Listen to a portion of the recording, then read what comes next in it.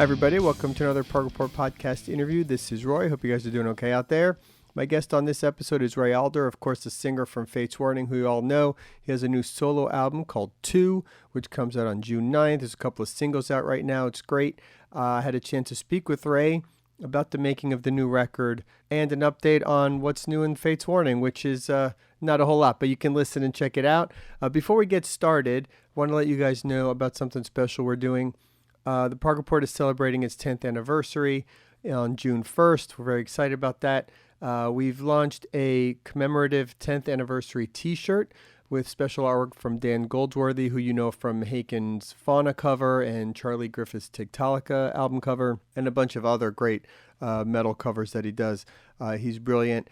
Proceeds from the sale will go to Casey McPherson from Flying Colors, his charity, To Cure Rose, which is something he started a few years ago to help find a cure for his daughter's rare genetic disease. And we're really trying to support him when we can. So pick up the shirt. The links are on our socials and everywhere else. And you could check it out and get yourself a t-shirt and help support that cause as well. And there'll be more on the anniversary coming up as well. So you can check out what we're going to be doing soon with that. Also, make sure you subscribe to our podcast where you get your podcasts. Check out progport.com, all our socials, Facebook, Twitter, Instagram, TikTok, and of course on YouTube. And enjoy my chat with Ray Alder. Good to see you as always. And you look great. You sound great on the new record, man. Ray Alder 2. I want to talk about that. Comes out on June 9th. And first single is out, this Hollow Shell, which I should tell you was voted our Prog track of the month at the Prog Report for April. Nice, it was.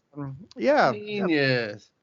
All right, I just saw that. It was on Twitter, right? I saw. Yeah. Yeah, we started doing that a few months ago. And it's a good way to sort of recap a bunch of songs coming out every month. It's a lot of fun. Yeah. Jethro, I heard a lot about the Jethro Tull. Like everyone's talking about that. I gotta get that.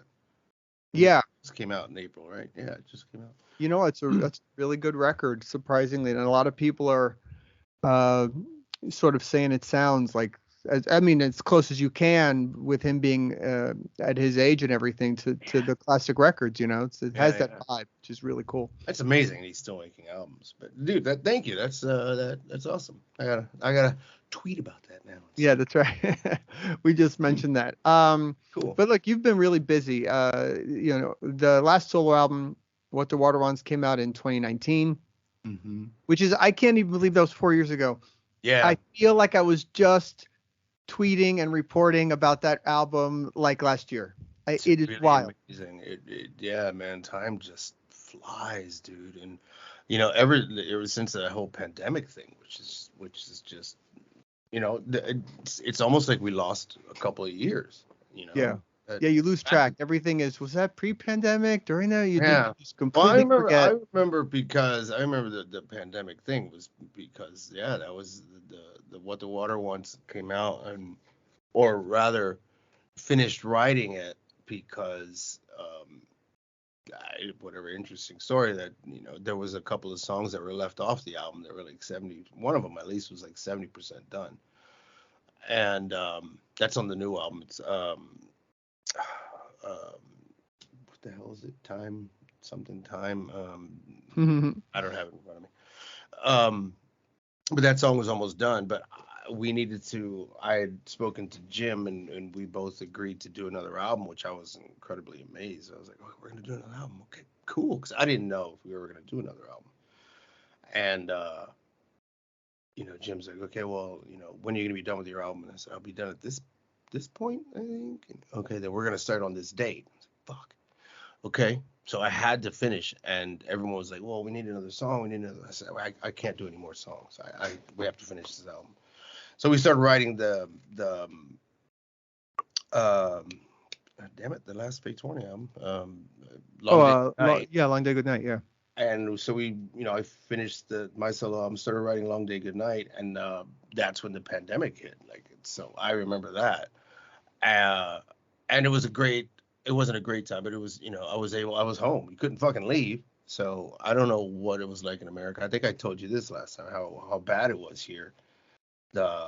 It's like a police state. You couldn't leave your house. Yeah, I remember. walk your dog, and that was it. So I was stuck in the house, and thank God I had something to do. You know, I was writing and working and working and writing, and had to go. I told you the story. I had to sneak to the studio and record there. So I remember that very well.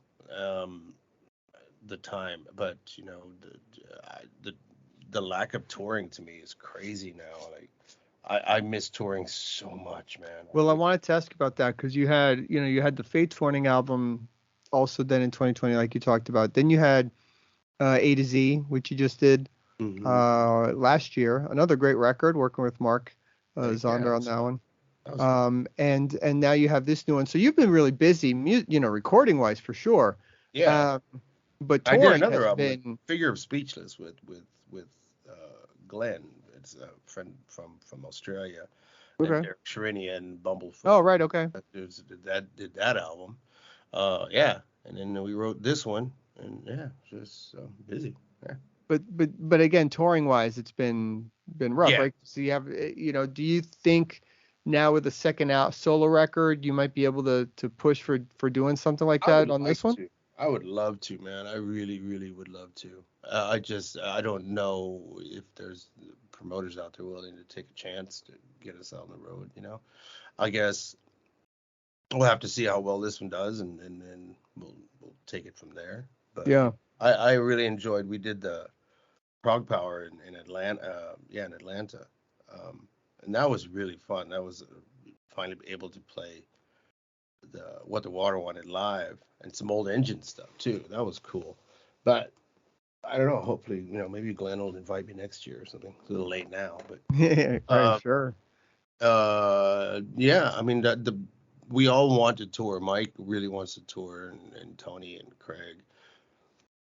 But Craig is so busy with his band Ignite too. It's the same problem we have with Fates. Everyone's in different bands, and it's really hard to get everyone together to at one certain point, and to get anybody together for like 6 weeks is virtually that's the new challenge, because everybody's busy recording and trying to keep busy that way. Everybody's in a million projects and all Joey's over the world like 5 too. bands, Joey's tons of bands. Bobby's now with George Strait, And is he really? Yeah, he's the drummer for George Strait. Oh, that's cool. If anyone doesn't know, he's one of the largest country music stars in America.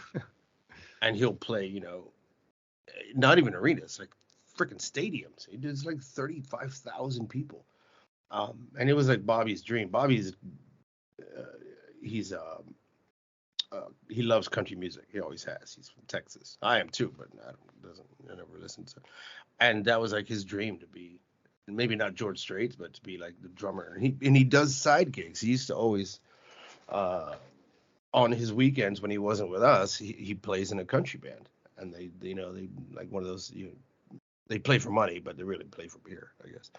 But he enjoys it. And for him to get that gig was, it's like his dream. And now Georgia doesn't do like normal tours. He just throws one-off shows here and there.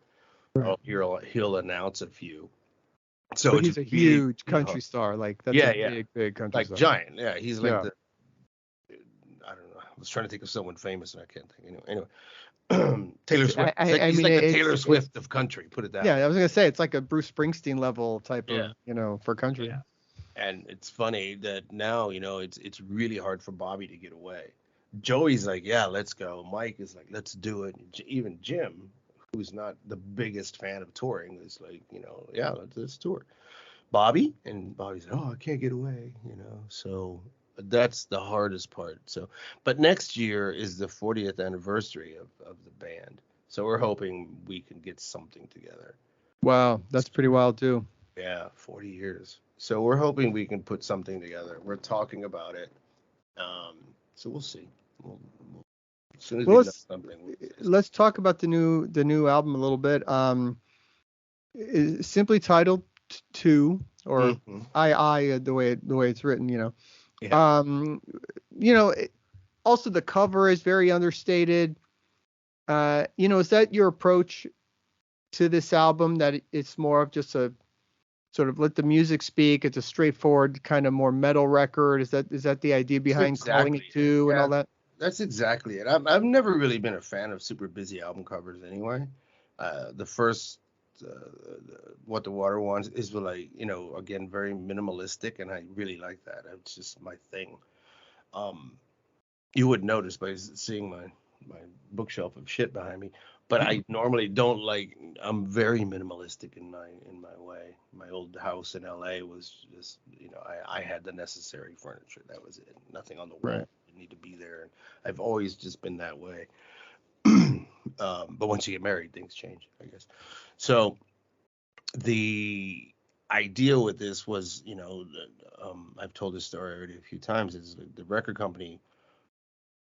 You said, well, what are you going to call it? You call it one of the names of the songs. I said, I don't want to do that. I did that on the last album, and that all the focus went to that song, and I don't want to focus on just one song on this album. And none of the lyrics really tie into each other. There's no recurring theme. It's just they're just different stories or whatever.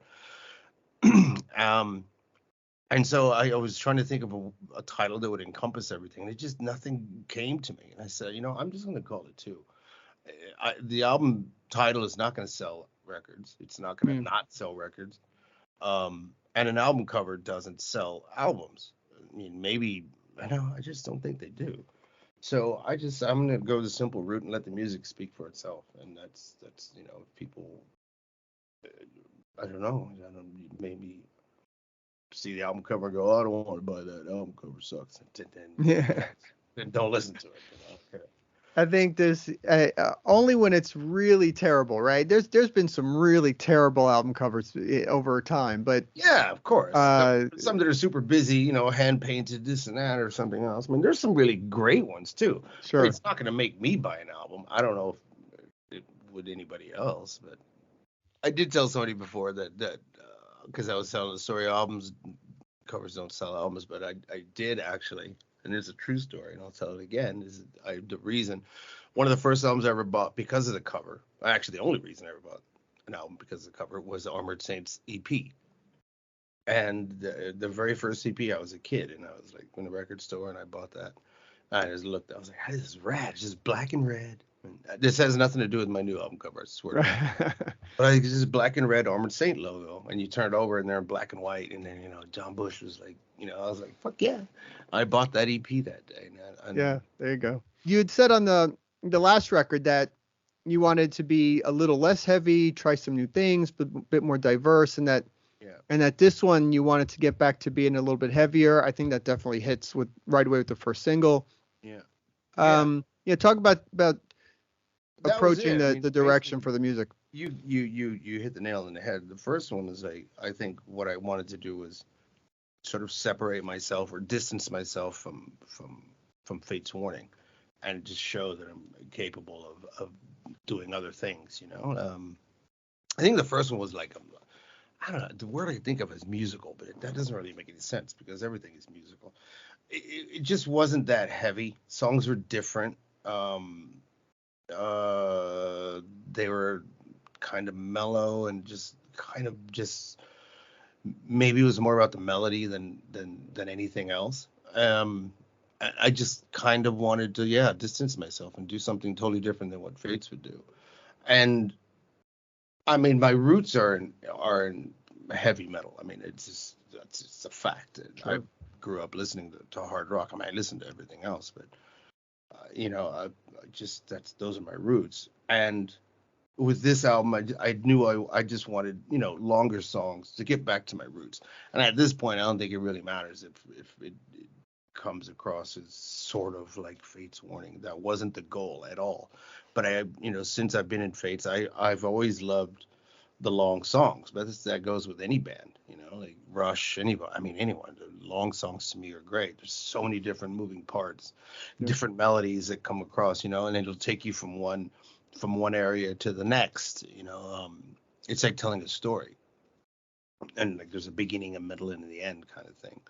And that's what I wanted to do with this one. And I knew I wanted to be heavier, and just darker. That sort of low, detuned, dark kind of sound. And Mike has this like crazy, amazing ability that he uses all of his effects and everything to create this like beautiful atmosphere, And for me, it was perfect. It just drew to mind different lyrics, darker lyrics, lyrics of stories of revenge, of guilt, of whatever. I mean, and again, I have to explain to everybody, it's fiction. It's just, Sure. it's just whatever, like, but that's what I wanted on this record. I just wanted to get back to the roots, heavier, longer songs, and deeper, darker kind of lyrics. So Yeah, I think it comes across. I mean, you have the same. Is it exactly the same lineup as the last album with Mike Abdow and Tony Hernando? Yep. So how do you first of all, was the plan to always do a follow-up record, and was it just delayed because of the pandemic, or you just sat down and said, hey, I feel like doing another one, let me get the guys back on? It's a funny story. Sorry, I'm chewing ice because I ran out of water. It's funny because I don't know what I had done. I can't remember. I'm getting old, so my memory's going back. Yeah, aren't we all? I'd done, what did I do? I don't remember what I did last. Maybe it was a Fates album, something else. I don't know. So one day I was just going to myself, and I says, "Self, we should do another album." I said, "Oh yeah, okay." This is me talking to myself. So I'm gonna do another album, and I said I should probably email Tomas from Inside Out and see if he wants to do another email. And I swear to God, not the next fucking day, he sent me an email, and he says, "Hey, how's it going? Do you want to do another solo album? How do you feel about doing another solo album?" I swear to God, dude, it was amazing. True story. And I was like, I said in the email, I'm like, you got to be fucking kidding me. Like, you have a camera in my house or something? I don't understand. And I said, yeah, I would love to. I was just thinking about it. Okay, perfect. Let's do it. And the contract was always for 2 albums. So it was just a matter of, starting up again. And that was great. So I don't know. It was it. That is a contract for 2 albums. So I don't know what's going to happen now. I don't know. Maybe we'll see if they want to do another one or something. But I had a lot of fun working on this album. It took a long time because I think I started, and then I started doing the A through Z thing, and I did a couple of other little things in between, and it kind of went on the back burner, which is kind of a pain in the ass. But was this one of those things where you you're doing file sharing and working back and forth that way? Exactly. I guess? Yeah, it's kind of the way it's been now for the last 20 years, so or more. Yeah, wow. But yeah, it's just basically Mike and Tony would send me demos, and then I work from there. And and before I'd have to go to the studio, I have a home studio now that I record and everything at home now, which is great. It's kind of a pain because I have different hours that I have to work because it's an apartment, but it's all soundproofed, and you can see all my stuff around. Right. But it's better than having to, go to a studio and stand there for 10 hours because you're paying money and get your money's worth. Kind of. When you're singing for the tracks, at your house like that, or what when do you like to do it? Is it late at night? Is it like at 2 a.m.? When do you like to record vocals? I would like to sing later at night, but it's impossible here. I stop at 8 o'clock. I can't go any past 8 o'clock. So it's more like earlier, starting earlier and ending earlier. It's not like in the studio you could be there 3 o'clock in the morning and go until the engineer's burned out. But it's fine, I have a life, I do things in the day, and I have my evenings. But it's really, what I love about it is when I'm writing now, I'll have a melody. And as I'm going now, what I used to do is write just kind of bullshit melodies, and then come back, and I do the entire song with just words that just came out of my mouth, and then I would write the lyrics. And now, what I kind of, I guess, perfected it in my mind is as I'm writing the melody, I'll come up with the lyrics. So I'm writing the lyrics and the melody at the same time. And to me, that makes so much more sense. And It may take a tiny bit longer, but maybe not. But my problem is always lyrics. I get so self-conscious about my lyrics, and it really doesn't make any sense because um, how do I put it? Like some people can just write songs and it's just bullshit. There's Yeah. the lyrics don't make any sense at all. I want to try to make sense out of the story of what I'm saying, whether people get it or not. But to me, it kind of has to make sense in my mind. And I had this conversation with Matthias before, and he said, "Why don't I just write a song that's just fucking bullshit? Just throw out a bunch of words, like some other bands do. I'm not going to mention who, but some other bands they just write words because it sounds good. You never know what they're talking about." And he's like, "You could, but how would you feel about it?" I said, "I'd feel terrible." So, and it takes me a long time to write lyrics. So anyway, now, I just did something with Matthias. Actually, we just finished an entire album together. So that you'll hear more about that later. It's not Fate's Warning, but Matthias and I working. We wrote 10 songs already, so it's done. It's finished. Cool.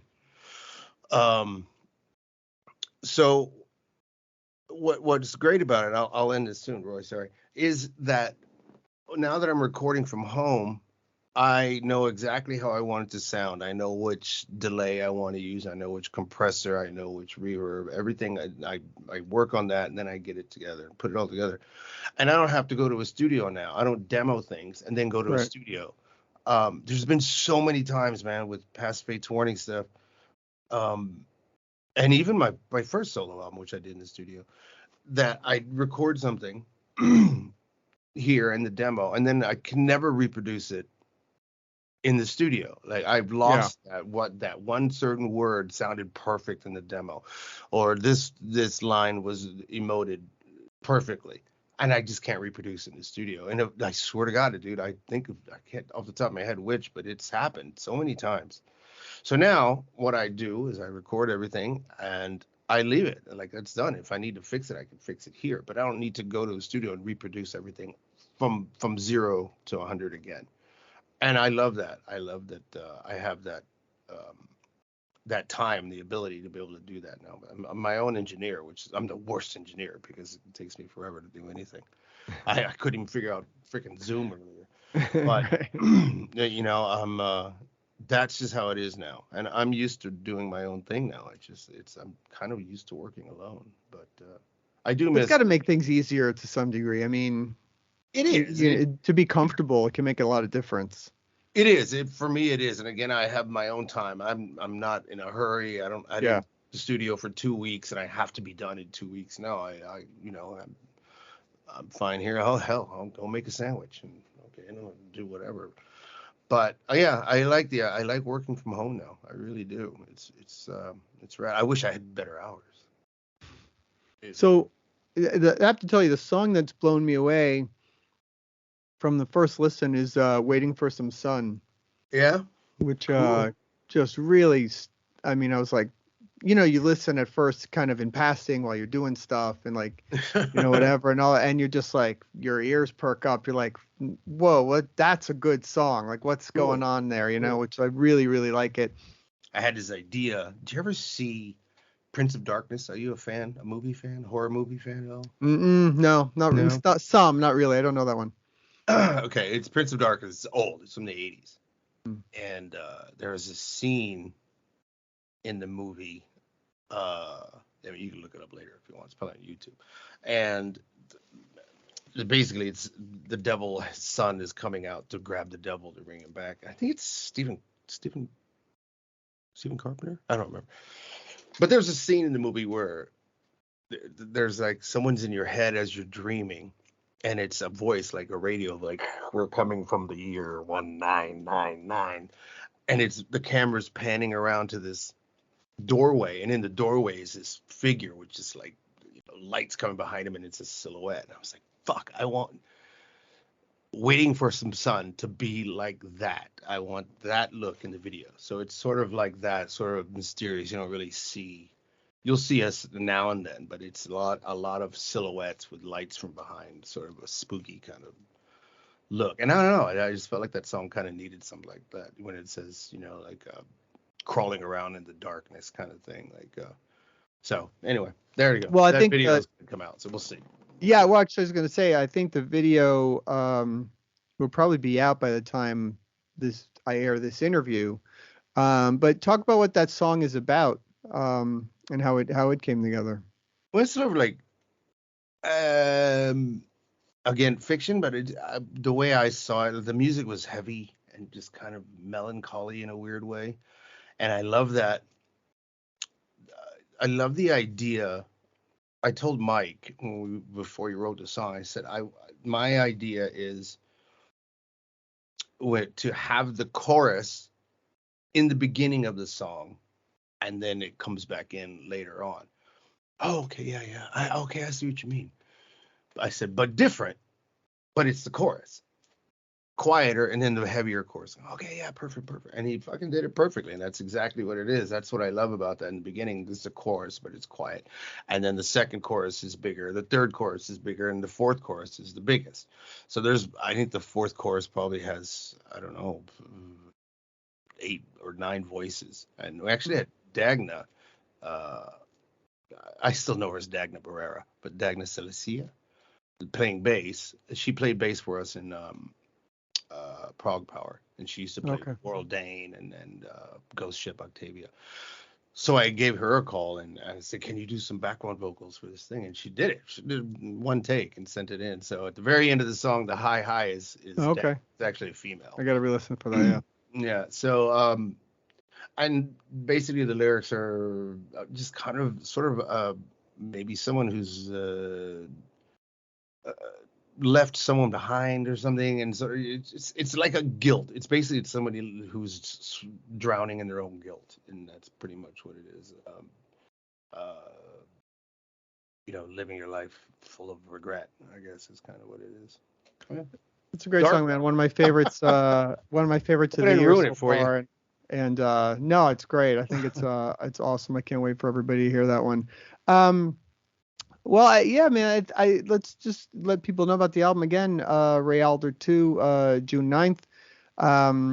This Hollow Shell, which is just doing well. First single came out, and Waiting for Some Sun, another great track to check out. I think the album is awesome. I think Fates fans will definitely latch on to this one again. I hope so. What's the status with the band? You know, I know you guys have said that was the last album. Are we still at that point right now with it? Are you guys and sadly, yeah, pretty much still at that point right now. But like I said, Jim and I just did something together, and we're talking now again to, you know, hopefully put something together for the 40th anniversary. I think that would be amazing if we can get everyone together. That would be the awesome. Band back together, man. You know, just do a couple of shows. That'd be awesome. Yeah. Well, listen, man, congrats on the new record and keeping busy and putting out music after music. It's awesome. Thank you. You still sound killer. And thanks, always what I good to do, know you, man. Yeah, that's right. All right, man. I'll see you soon. All right, dude. Take care. Thanks, Roy. Bye, man.